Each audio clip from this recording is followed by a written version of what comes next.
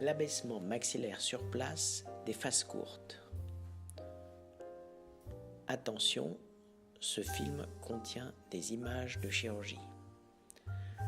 La chirurgie maxillofaciale des classes de faces courtes nécessite une chirurgie maxillaire et mandibulaire. Ces faces courtes peuvent bénéficier d'une chirurgie maxillaire première avec un abaissement antérieur tout en gardant les contacts postérieurs. Une greffe antérieure permet la stabilité. L'augmentation de la dimension verticale permet une avancée mandibulaire effaçant la progénie.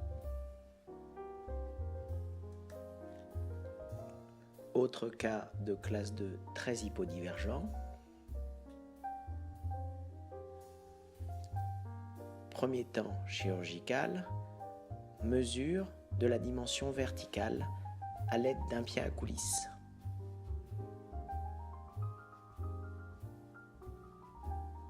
Puis, l'ostéotomie est réalisée avec un abaissement bilatéral et symétrique du plateau maxillaire sans disjoindre la partie postérieure du maxillaire. Une fois la dimension verticale obtenue, 2 plaques antérieures sont posées. Il n'y a pas nécessité de poser de plaques postérieures.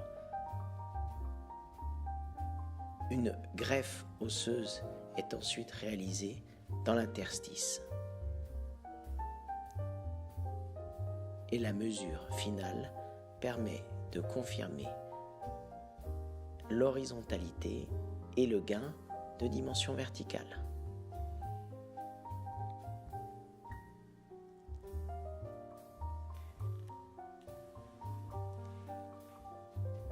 On note qu'il y a très peu de décollement pour réaliser cette chirurgie.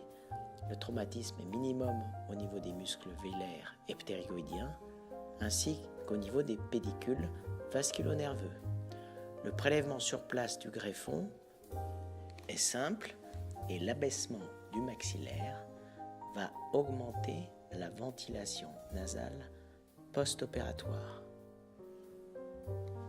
En effet, l'abaissement antérieur du plateau maxillaire va élargir les fosses nasales. Pour réaliser cet abaissement, il faut 1. Que le milieu du haut soit référent, 2.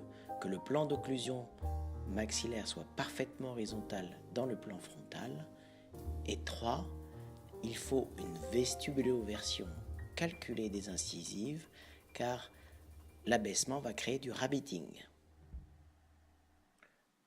Le cas présenté en vidéo chirurgicale, avant la chirurgie,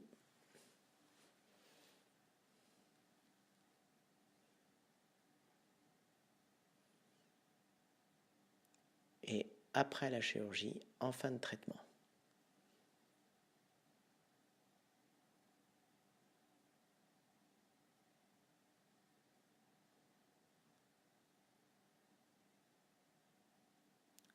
Avant et après,